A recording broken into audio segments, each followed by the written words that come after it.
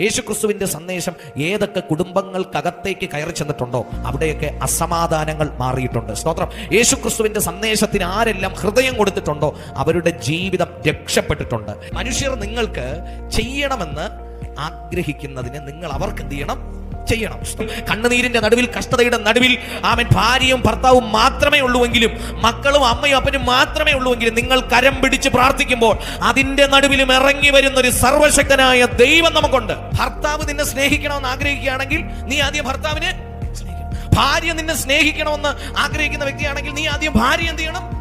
ചിലര് ഉലക ചരിത്രം കണ്ട മഹാന്മാരിൽ ഏറ്റവും മഹാനെന്ന് ഞാൻ പറയും, ഗുരുക്കന്മാരിൽ ഏറ്റവും വലിയ ഗുരുവെന്ന് ഞാൻ പറയും, പണ്ഡിതന്മാരിൽ ഏറ്റവും വലിയ പണ്ഡിതനെന്ന് ഞാൻ പറയും. ജീവിതം കൊണ്ട് ഉപദേശത്തെ പഠിപ്പിച്ച ഒരേ ഒരു വ്യക്തി യേശുക്രിസ്തു മാത്രമാണ്.